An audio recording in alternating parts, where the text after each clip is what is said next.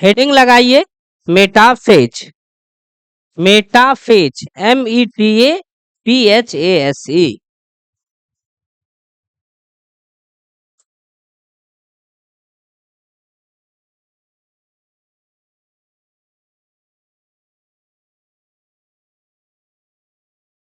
Second phase is metaphase. ध्यान देंगे जरा, प्रोफेज में क्या क्या हुई थी फिर से सुन लो।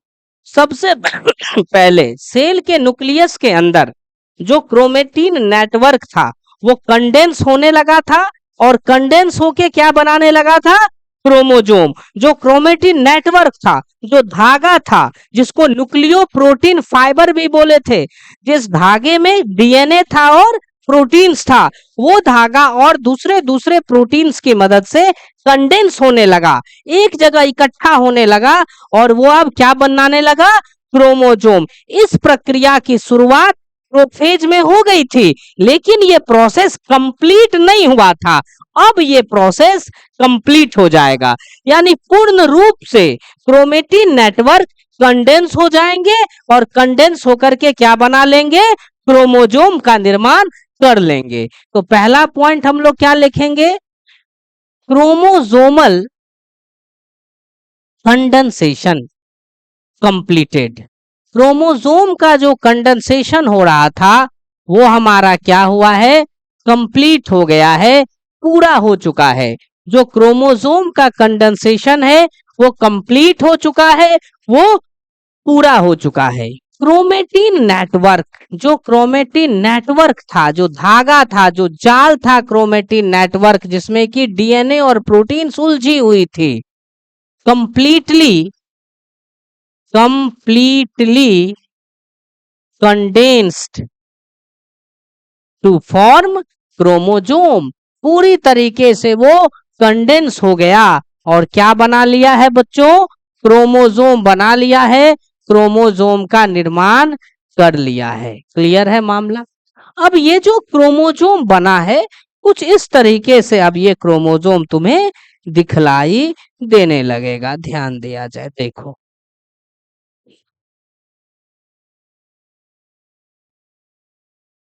कुछ इस तरीके से अब तुम्हें ये क्रोमोसोम्स दिखलाई देंगे। मतलब पूरी तरीके से कंडेंसेशन क्रोमेटिन नेटवर्क का हो चुका है, और पूर्ण रूप से हमारा जो क्रोमोजोम है वो अब बन चुका है। देखिए क्रोमोजोम बन चुका है।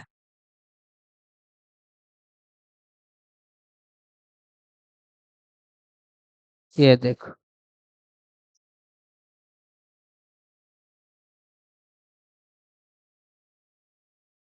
चलिए भाई, अब इस पे हमें दिखाना है डीएनए, तो इस तरह से दिखा देते हैं। ये हो गया डीएनए। अच्छा जी, एक बात बताइए, जब सेल ने ये फैसला ले लिया कि मुझे डिवाइड करना है, तो वो तो पहले ही अपने डीएनए की एक कॉपी बना चुका है, यानी यहाँ पर हमें डीएनए कितने दिखलाई देंगे, दो दो। ठीक है, ये रहे आपके डीएनए, ये पूरा का पूरा क्रोमोसोम है। ठीक है, जितना भी लंबा डीएनए का धागा होगा वो सब कंडेंस होकर के क्रोमोसोम का निर्माण कर लेगा। हमारी तुम्हारी सेल में डीएनए की लंबाई कितनी होती है, 2.2 मीटर। इस 2.2 मीटर लंबे डीएनए को जब कंडेंस किया जाता है सेल डिवीजन के समय, तो लगभग 46 क्रोमोसोम, टोटल लगभग नहीं, टोटल 46 क्रोमोसोम बनते हैं। तो यहां पर भी क्रोमोसोम बने हैं, कंप्लीटली क्रोमोसोम बन चुका है। अब देखो, आपसे पूछा जाएगा कि क्रोमोसोम पूरी तरीके से कौन से फेज में बनते हैं, कौन से फेज में क्रोमोसोम बन जाता है, मेटाफेज में। अगर तुम्हें किसी भी स्पेसीज के अंदर क्रोमोसोम की मॉर्फोलॉजी को पढ़नी होगी, क्रोमोसोम के स्ट्रक्चर को पढ़ना होगा, तो कौन सा फेज चूज करोगे, मेटाफेज, क्योंकि मेटाफेज में क्रोमोसोम पूरी तरीके से बन चुका है। ओके, तो क्या लिखेंगे हम लोग, chromosomes chromosomes are fully formed, पूरी तरीके से बन जाते हैं इन कौन सा फेज, मेटाफेज। मेटाफेज में पूरी तरीके से क्रोमोसोम बन जाते हैं। सो इसीलिए metaphase metaphase is the best phase is the best phase to study morphology या स्ट्रक्चर लिख दो, structure comma number of chromosome in a cell. इसीलिए अगर हम ये पढ़ना चाह रहे हैं कि भाई साहब कितने सारे जो है इसमें क्या है क्रोमोसोम्स हैं, किसी भी सेल में क्रोमोसोम की स्ट्रक्चर कैसी है, अगर हम उसको स्टडी करना चाह रहे हैं, है ना, तो इसके लिए हमें कौन सा फेज चूज करना होगा, मेटाफेज। आपसे अक्सर एग्जाम में ये क्वेश्चन पूछा जाता है कि which is the best phase two study number structure and morphology of chromosome. अगर क्रोमोसोम के बनावट को स्टडी करोगे तो तभी ना करोगे भैया जब क्रोमोसोम पूरी तरीके से बन जाएगा। और क्रोमोसोम पूरी तरीके से कब बनेगा, मेटाफेज में। जब कंप्लीट क्रोमोसोम कंडेंस हो जाएगा तब इसकी लंबाई सबसे कम रहेगी, सबसे छोटी रहेगी। तो याद रखिएगा क्रोमोसोम की जो लंबाई होती है वो सबसे कम होती है कब, मेटाफेज में। लेंथ ऑफ क्रोमोसोम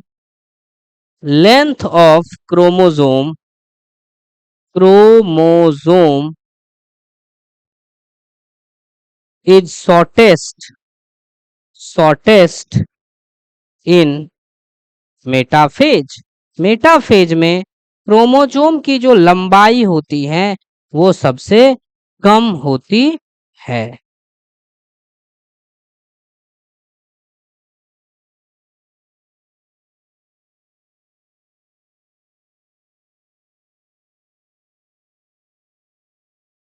डन, ठीक है।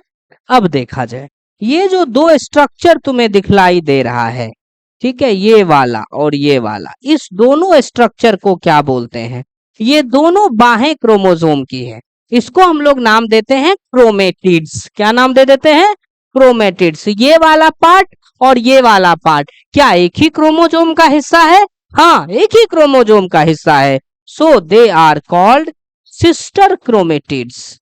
क्या नाम देते हैं, सिस्टर क्रोमेटिड्स नाम दे देते हैं। यहां पर ध्यान से देखो ये वाला हिस्सा में कंस्ट्रिक्शन है, दबा हुआ है, दिस इज प्राइमरी कंस्ट्रिक्शन। क्या बोलते हैं, प्राइमरी कंस्ट्रिक्शन, या इसका एक और नाम होता है सेंट्रोमेयर। तो अब तक हमने जाना कि जो क्रोमोसोम है वो पूरी तरीके से कौन से फेज में कंडेंस हुआ है, मेटाफेज में। कौन सा सबसे बेहतरीन फेज है जब हम क्रोमोसोम के मॉर्फोलॉजी को, उसके नंबर को स्टडी कर सकते हैं, मेटाफेज। ठीक है, दो क्वेश्चन बने। अच्छा, हम माइक्रोस्कोप पे सेल को देख रहे हैं, सेल में कोई हलचल नहीं हो रही है, मतलब इंटरफेज। सेल में थोड़ा थोड़ा हलचल दिखलाई दिया, क्रोमोसोम दिखने लगा, मतलब प्रोफेज। न्यूक्लियस की मेम्ब्रेन टूटने लगी, मतलब प्रोफेज समाप्ति पर है। और जैसे पूर्ण रूप से न्यूक्लियस की मेम्ब्रेन टूटी, कह देंगे कि मेटाफेज अब शुरू हो गया। आपसे निट वाला अक्सर एग्जाम में पूछता है कि बताइए जरा मेटाफेज का साइन ऑफ बिगिनिंग क्या है। कौन सी निशानी है जो मेटाफेज के शुरुआत होने की निशानी है। आखिर माइक्रोस्कोप में जब हम स्टडी कर रहे होंगे, जब हम सेल डिवीजन को पढ़ रहे होंगे, तो ऐसा क्या दिखेगा जिससे हम मान लेंगे कि अब मेटाफेज शुरू हो गया। जो न्यूक्लियस का मेम्ब्रेन है ना, वो पूर्ण रूप से टूट जाएगा। जरा देखा जाए, ट्रांजिशन को मैं दिखा रहा हूं, यहां देखो, ये एक सेल है ना, इस सेल में हल्का हल्का ये देखो इस तरीके से क्रोमोसोम दिख रहा था। और ये देखो, ये और अच्छा इसको बनाते हैं हम लोग, ये लोकल टीचर वाला हो गया। ये देखो ये क्रोमोसोम है, अब हम इसको ऐसे बनाते हैं। ये न्यूक्लियस की मेम्ब्रेन है। अब ये न्यूक्लियस मेम्ब्रेन को कैसे तोड़ेंगे, ये देखो टूटने लगी, देख रहे हो, न्यूक्लियस की मेम्ब्रेन टूटने लगे, इसका मतलब प्रोफेज समाप्ति की ओर अग्रसर है, तो हम इसको बोलेंगे लेट प्रोफेज। ये प्रोफेज अब क्या हो रहा है, समाप्त हो रहा है। अब यहां से क्या होगा, मेटाफेज का ट्रांजिशन होगा। मेटाफेज की शुरुआत कैसे मानेंगे, ये जो क्रोमोसोम है इसकी कंडेंसेशन बढ़ गई पूरी तरीके से, देखो ये क्रोमोसोम अब कंडेंस हो रहा है, देख पा रहे हो, ये देखो क्रोमोसोम का कंडेंसेशन हो रहा है। और अब यहां पर क्या तुम्हें कहीं पर भी न्यूक्लियस की मेम्ब्रेन चारों तरफ दिखाई दे रही है, नहीं, इसका मतलब मेटाफेज में हम लोग अंदर जा चुके हैं, मेटाफेज की शुरुआत हो चुकी है। तो मेटाफेज की शुरुआत की निशानी क्या है, what is the sign of beginning of metaphase, complete disintegration. Disintegration का मतलब होता है टूटना, कंप्लीट डिसइंटीग्रेशन किसका, न्यूक्लियर मेम्ब्रेन का। जब न्यूक्लियस की मेम्ब्रेन पूरी तरीके से टूट जाए, टूटने लगे, इसका मतलब हुआ कि अब मेटाफेज की शुरुआत हो चुकी है। क्लियर है, तो पहला क्वेश्चन, मेटाफेज की शुरुआत किस घटना से मानोगे, पूरी तरीके से न्यूक्लियस मेम्ब्रेन जब टूट जाएगा। दूसरा क्वेश्चन, क्रोमोसोम पूरी तरीके से किस फेज में बनता है, मेटाफेज में। क्रोमोसोम सबसे छोटा सबसे शॉर्टेस्ट किस फेज में होता है, मेटाफेज में। चौथा क्वेश्चन, कौन सा फेज है जिसमें क्रोमोसोम की स्ट्रक्चर मॉर्फोलॉजी ये सब हम लोग स्टडी कर सकते हैं, मेटाफेज में। क्लियर है, तो ये देखो एक मेटाफेज का ट्रांजिशन है ना, ट्रांजिशन टू मेटाफेज, ये मेटाफेज का ट्रांजिशन हुआ। अब देखो क्या होगा मामला, ये देखिए जितने भी क्रोमोसोम बने हैं, ये तो यार लग रहा है नाशपाती बन गया, ये देखो क्रोमोसोम जितने भी बने हैं, क्रोमोसोम का कलर हमने दूसरा चूज किया था ना, ये देखो जितने भी क्रोमोसोम बने हैं, सारे के सारे क्रोमोसोम कहां पर अरेंज हो गए हैं, देखो इक्वेटर पर, ये है, ये देखो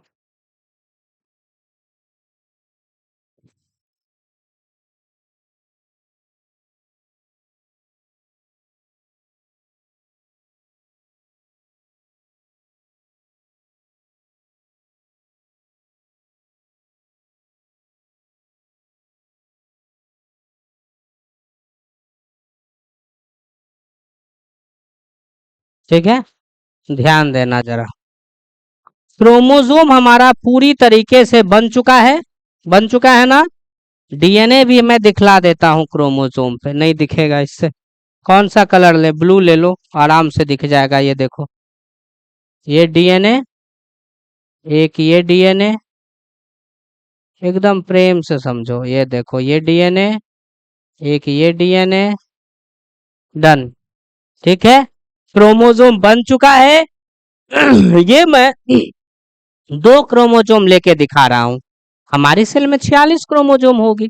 जितने क्रोमोसोम्स हैं, सारे के सारे क्रोमोसोम्स को कहां पर अरेंज किया जाता है, इक्वेटर पर अरेंज किया जाता है। ठीक है, ध्यान से सुनना यहां पर, लेकिन अरेंज कैसे किया जाता है, वेरी सिंपल, इसके लिए कुछ नहीं है, सेंट्रियोल याद करो, माइटोटिक एपरेटस याद आ रहा है, एस्टर का फॉर्मेशन हुआ था, वहां से रेस चला था, ये रे क्रोमोसोम से अटैच होते हैं, कहां पर, सेंट्रोमेयर पर अटैच होते हैं, और ये सारे क्रोमोसोम को खींच करके कहां पर अरेंज कर देते हैं, इक्वेटर पर। यानी ये मेटाफेज की निशानी ये भी है क्या भाई, कि जितने भी क्रोमोसोम्स है सेल में, जो भी डीएनए कंडेंस होके क्रोमोसोम बने हैं, सारे क्रोमोसोम कहां पर अरेंज हो गए हैं, इक्वेटर पर। और इस चीज को हम लोग नाम देते हैं मेटाफेज प्लेट। क्या नाम देते हैं, मेटाफेज प्लेट, या एक और नाम देते हैं equatorial, equatorial plate, metaphase plate बोलो, या इसको हम लोग इक्विटोरियल इक्विटोरियल प्लेट, यहाँ बेटा इक्विटोरियल प्लेट नाम से जानते हैं। ऑल क्रोमोजोम्स, जितने भी क्रोमोजोम्स होते हैं, आर मूव कर दिए जाते हैं कहां पर, to equator. All chromosomes are moved to equator. सारे के सारे क्रोमोजोम्स कहां पर हो गए हैं, इक्वेटर पर मूव हो गए हैं, एक साथ इक्वेटर पर अरेंज्ड हो गए हैं। Chromosomes arranged at equator. Chromosome कहां पर अरेंज हो गए, सारे के सारे इक्वेटर पर अरेंज हो गए हैं। बात खत्म होती है, क्लियर है यहाँ। अब एक इंपॉर्टेंट बात है, ये वाली जो चीज है ये क्या है, स्पिंडल फाइबर, ये धागा है, ठीक है ना। ये कैसे बना ये सब हम लोग पढ़ चुके हैं। इसमें ट्यूबुलिन प्रोटीन्स है मेनली। अब देखा जाए आखिर ये जो धागा अटैच होता है क्रोमोजोम में, तो कहाँ अटैच होता है। मान के चलो हम एक रस्सी उस गेट में फंसाए हैं, तो कहाँ फंसाएंगे, कुंडी में, कुंडी में फंसाएंगे। ठीक उसी तरीके से यहां पर भी एक बेहतरीन चीज है, जो भी क्रोमोजोम्स है उस क्रोमोजोम के सेंट्रोमेयर पर एक डिस्क के जैसी स्ट्रक्चर है जो कि प्रोटीन की बनी हुई है, उसका नाम होता है काइनेटोकोर। उसी से जाकर के ये स्पिंडल फाइबर अटैच होता है। तो हमारे लिए एक नया टॉपिक बन के आ रहा है, काइनेटोकोर। Very very important.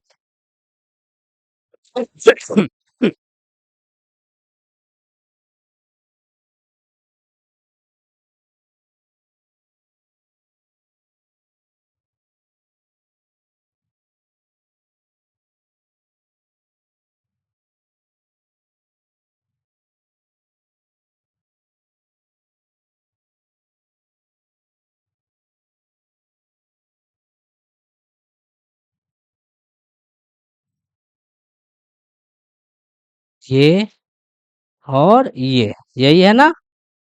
अब देखो ये जो कंस्ट्रिक्टेड रीजन है क्रोमोसोम का, ठीक है, सबसे पहले हम लोग क्या करते हैं, इस पे बना देते हैं डीएनए।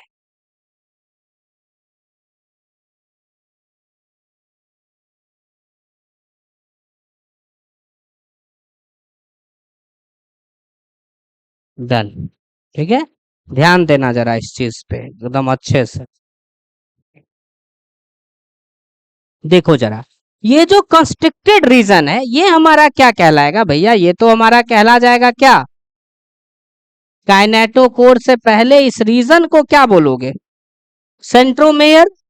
ये जो रीजन है हमारा, ये जो कंस्ट्रिक्टेड क्षेत्र है, इसको क्या हम लोग बोलेंगे, सेंट्रोमेयर बोलेंगे या प्राइमरी कंस्ट्रिक्शन।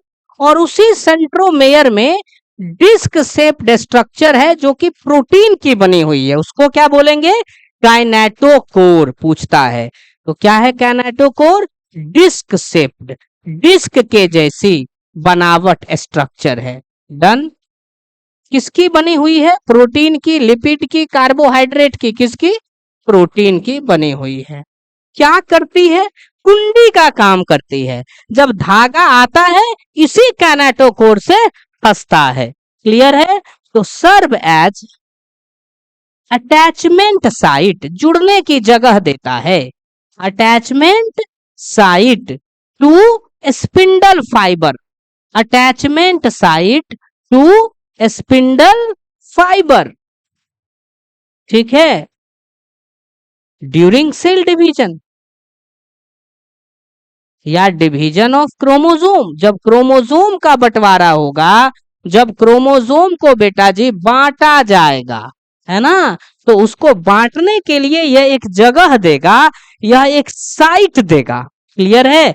तो यही है आपका क्या, काइनेटोकोर। ये जो पूरी की पूरी डिस्क शेप्ड स्ट्रक्चर है, इस पूरे के पूरे डिस्क शेप्ड स्ट्रक्चर को हम लोग क्या नाम देते हैं, काइनेटोकोर नाम देते हैं। तो ये रहा हमारा काइनेटोकोर। क्लियर है मामला, इट्स द काइनेटोकोर। यानी अब हम लोग एक बात समझ गए हैं कि सेंट्रोमेयर के पास एक डिस्क शेप्ड प्रोटीन की स्ट्रक्चर है, जो कितनी है, एक ऊपर है और एक नीचे है, संख्या में 2 है। ठीक है, इसी को बोलते हैं काइनेटोकोर। और इसी काइनेटोकोर से आकर के स्पिंडल फाइबर क्या हो जाएगा, सारे के सारे क्रोमोजोम में जुड़ जाएगा। क्लियर है, अटैच हो जाएगा। यानी कि नेक्स्ट घटना, क्रोमोजोम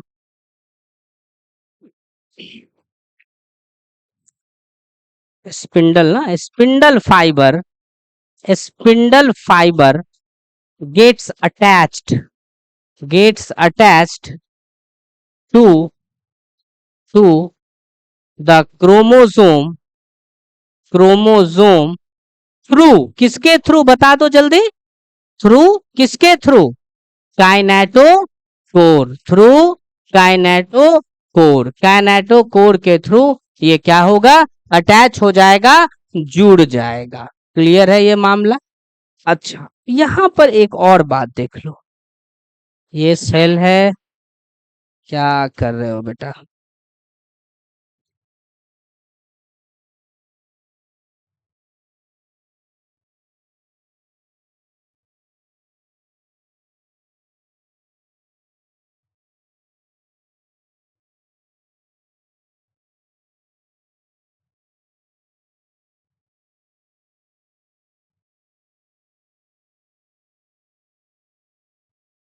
सेंट्रियोल, यहीं से चलेगा धागा, चला चला चला, यहाँ पकड़ा, यहाँ पकड़ा, यहाँ पकड़ा, यहाँ अटैच हो गया। किससे अटैच हुआ है, काइनेटोकोर से। डन। अब सुनो गौर से बात, ध्यान दो जरा, एक जो क्रोमोसोम है उसका कैसे कनेक्शन है पोल से। स्पिंडल फाइबर एक तरफ से यहां अटैच है, दूसरे तरफ से यहां अटैच है, यानी क्रोमोसोम जुड़ा हुआ है। पहले हिंदी सुनो, क्रोमोसोम जुड़ा हुआ है स्पिंडल फाइबर से काइनेटोकोर के द्वारा एक पोल से, और दूसरा जो इसका सिस्टर क्रोमेटिड है वो दूसरे काइनेटोकोर के थ्रू दूसरे पोल से। कह सकते हैं ना, तो ऐसे लिखेंगे, chromosomes are connected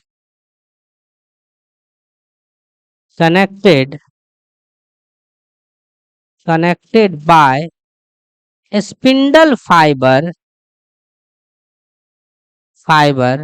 through kinetochore. किसके थ्रू बताओ, kinetochore, through kinetochore to one end, एक एंड से, एंड इट्स, और उसी का दूसरा वाला, अर्थात सिस्टर क्रोमैटिड्स, जो सिस्टर क्रोमैटिड्स है, are connected to other pole या अदर एंड बाय स्पिंडल